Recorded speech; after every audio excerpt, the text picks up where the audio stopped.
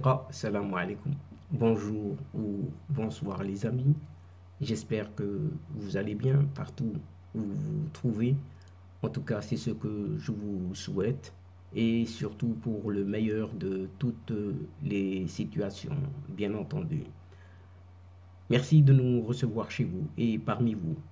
En tout cas, bienvenue. Bienvenue sur votre chaîne Bled Maralibia.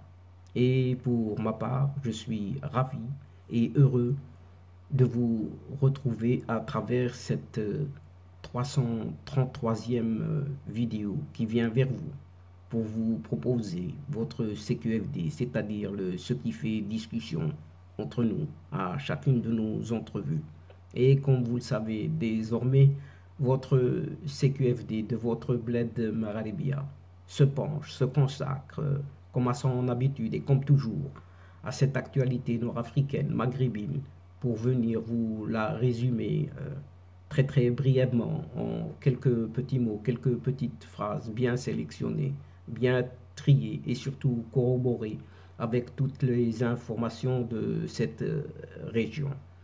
Et justement, oui justement, le présent CQFD se consacre à ce qui s'est passé tout récemment, tout dernièrement, à Genève, en Suisse.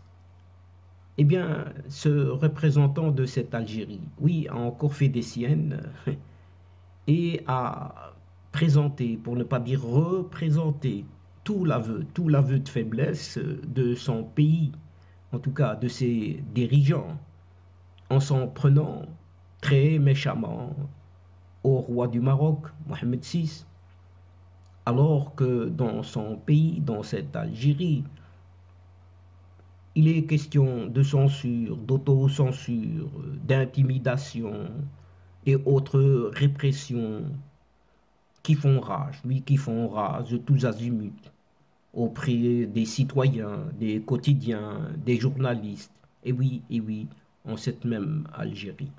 Ainsi, chers amis, le Conseil des droits de l'homme de l'ONU, de l'Organisation des Nations Unies, a organisé un débat urgent sur l'invasion russe en Ukraine. Le sujet est tout autre, donc l'invasion russe en Ukraine. Eh bien, c'est une nouvelle occasion pour l'Algérie et le Maroc de se livrer à une nouvelle passe d'armes sur la question, non pas sur l'invasion russe en Ukraine, non, une passe d'armes sur la question du Sahara marocain. Et oui, je ne serais pas étonné. Cette fois, oui, cette fois, des propos virulents, oui, plus que virulents, de ce soi-disant représentant algérien ont été particulièrement violents et inédits, oui, inédits dans de pareilles circonstances. Ce représentant algérien, finalement, s'en est violemment, très méchamment, pris non seulement au roi du Maroc, Mohamed VI, mais aussi à la nature de la monarchie marocaine également. Il a aussi estimé que le représentant, à savoir le ministre marocain de la Justice, citant ses propos, donc les propos de ce représentant algérien, de l'autoproclamé commandeur des croyants, s'agissant du roi Mohamed VI, a consacré le tiers de son intervention à l'attaque de son pays pour la simple raison que l'Algérie se montre attachée à une soi-disant légalité internationale solidaire d'un peuple qui refuse l'occupation et le fait accompli de la colonisation qui demande depuis plus de 4 décennies cette chimérique organisation d'un référendum d'autodétermination, alors qu'on ne l'autorise pas à l'intérieur même de cette Algérie, dont le peuple est assoiffé de cette autodétermination, pour ne pas dire indépendance. Et rien que cela, chers amis, rien que cela, ces attaques de ce soi-disant diplomate algérien contre le roi Mohamed VI étaient si graves, oui, si graves que même la PS, oui, même la PS, leur agence de presse-service, qui est au service de ce régime, ne les a même pas reprises dans sa dépêche réservée à la réponse de son gouvernement. Gêné, honteux, et d'enchaîner en avançant que ce royaume, oui, s'agissant du Maroc, faussement constitutionnel, paraît-il, maquille si bellon. Oui, il paraît que ce Maroc maquille ses bilans, y compris ceux des droits de l'homme, oui, dans le domaine des droits de l'homme. Des allégations, que des allégations, auxquelles la délégation marocaine a immédiatement répliqué en lui répondant à ce représentant, en tout cas, que ce représentant de cette Algérie n'a aucune légitimité pour agir de la sorte, étant le porte-voix d'un régime répressif, connu de par le monde, par cette politique arbitraire, menée depuis des décennies, pour ne pas dire depuis l'indépendance. Eh bien, a riposté ce représentant marocain, purement et simplement, ni plus ni moins. Mais dans son réquisitoire, le diplomate marocain a pointé du doigt l'adoption en 2021 d'une supposée loi antiterrorisme qui n'a servi finalement qu'à réprimer davantage encore ces manifestants pacifiques de Hirak et à faire taire les défenseurs justement des droits de l'homme en cette Algérie.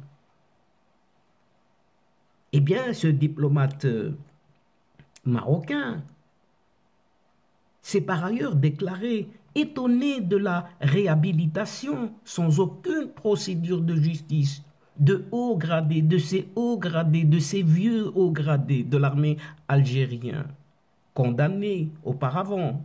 Ces hauts gradés étaient condamnés auparavant à de très très lourdes peines d'emprisonnement. Et ils sont libres. Ils sont libres en plein cette Algérie. Et là, on voit où sont vraiment la pratique des droits de l'homme dans ce pays. Et le diplomate marocain se réfère ainsi et aussi au retour au pays de cet ancien ministre de la Défense. Oui, cet ancien ministre de la Défense, ce général Khaled Nazar, après son exil en tout cas en Espagne, et la libération de ce fameux ex-homme fort de l'Algérie, cet invisible, cet agent secret aussi général, un certain Mohamed Medien alias Toufiq. Eh bien, ces deux hommes, c'est eux les maîtres à bord, les boss, les patrons. Les patrons. Et ceci est une preuve, selon ce diplomate marocain, que les procès contre ces officiers, ces deux officiers en tout cas, ne fût-ce que ces deux-là, parce qu'il y en a d'autres, à des règlements de compte tout simplement dans ce pays. Et depuis février 2019, oui, depuis ce mouvement, la création de ce mouvement du Hirak, un Hirak populaire, pacifique, rappelons-le. Eh bien, depuis le Hirak qui embrasse cette Algérie et la dérive autoritaire du pays, en tout cas de son régime, l'a fait tomber, chers amis, l'a fait tomber, enfin, qui a fait tomber ce qui reste de cette Algérie avec ce régime, à la 146e place, oui, 146e place sur 180. Eh bien, dans le classement annuel de la liberté de la presse des Reporters sans frontières. Voilà où se trouve cette Algérie au niveau de la liberté d'expression et de la presse en particulier, donc à la 146e sur 180. En tout cas, c'est ce qu'indique le classement annuel de la liberté de la presse des Reporters sans frontières. Et certains journalistes, oui, certains journalistes, chers amis, sont en prison. Sont en prison, tandis que d'autres sont poursuivis. Poursuivis, bien qu'ils soient en liberté, mais très, très surveillés. Une liberté très surveillée. Donc sans mouvement. Et en attendant leur jugement, ces mêmes journalistes, qui soi-disant sont en liberté, continuent de faire leur travail, malgré les pressions, et des pressions sévères, exercées par ce régime tortionnaire, à la tête de ce pouvoir algérien. Et voilà, donc chers amis, chers adeptes de la chaîne, c'est ici que prend fin cette courte, très courte séquence en prenant congé de vous. Mais néanmoins, nous espérons vous retrouver très très bientôt avec grand plaisir pour vous relater d'autres thèmes lors de vos prochaines vidéos de votre CQFD, c'est-à-dire ce qui fait discussion entre nous à chacune de nos entrevues. Un tout grand merci pour votre confiance, pour votre fidélité et votre patience, et surtout pour votre participation de nous écouter jusqu'au bout des séquences qui attendent énormément de vous, et surtout votre soutien, votre aide, vos encouragements. Mais néanmoins, ne nous oubliez pas, et n'oubliez surtout pas d'aider votre chaîne euh, en vous y abonnant, très très nombreux, et en faisant abonner autour de vous et partout où vous vous trouvez, afin d'y être informé très très rapidement, et ce en toute primeur bien sûr. Mais surtout, surtout, n'hésitez pas de partager au grand maximum partout où vous vous trouvez les séquences vidéo de votre chaîne. Pour moi, il ne me reste plus qu'à vous dire au revoir les amis. الأصدقاء السلام عليكم ورحمة الله وبركاته. À la prochaine fois et à bientôt. إلى اللقاء في حصة أخرى إن شاء الله. مع السلامة.